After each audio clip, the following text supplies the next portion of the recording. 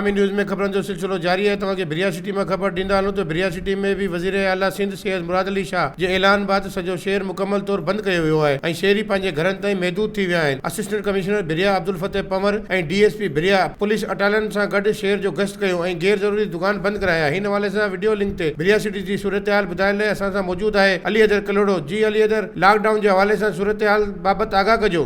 जी नाज़रीन, मां तव्हांखे ॿुधाईंदो हलां त हाणे जेको राति खां वठी जेको पूरी सिंध में सिंध गवर्नमेंट जी तरफ़ां लॉकडाउन जो अमल शुरू थी वियो आहे ऐं सिंध समेत भिरियासिटी में भी राति खां वठी लॉकडाउन शुरू थियो आहे, जिते रेंजर्स ऐं पुलिस जा जथा पहुची विया। लॉकडाउन वारो अमल आहे उन ते अमल कराए रहिया आहिनि, जिते समूरा दुकान बंदि सवाइ सब्ज़ी ऐं बेकर्स ऐं जेके बि रोज़मर्रा जी शयूं सब्ज़ी फ्रूट वग़ैरह त उन्हनि खां अलावा जेके बि दुकान आहिनि उहे मुकमल तौर बंदि आहिनि। शाही बाज़ार भिरियासिटी, मेन चौक भिरियासिटी, इहे सभु जेके बि मार्केटूं तमामु मुकमल लॉकडाउन आहे। त असां वटि जेको वाहिद ज़रियो आहे इहो ई आहे त असां घरनि ताईं महदूद रहूं, घरनि ताईं महदूद करे न कोरोना वायरस खे शिकस्त ॾेई सघूं। वधीक ॿुधाईंदो हलां त हिते जेको आहे सिटी में गश्त ते पुलिस जेकी इंतिज़ामिया आहे सख़्ती सां अमल कराए रही आहे, जेके गली गली में बाइकुनि वग़ैरह ते गश्त करे रहिया आहिनि ऐं टाउन जे चेयरमैन ते टाउन इंतिज़ामिया हिकिड़ा आगाही मुहिम जा हिकिड़ा पंफलेट विराया विया आहिनि जे कोरोना वायरस खां बचाव थी सघे। ऐं भाॼियुनि जा दुकान जेके आहिनि सुबुह खां वठी जेके आहिनि इहे त खुलियल आहिनि, पर उहो असांखे रुझान नथो ॾिसण में अचे त भाॼियुनि जे दुकान ते या अहिड़ी सब्ज़ी वग़ैरह जो फ्रूट जो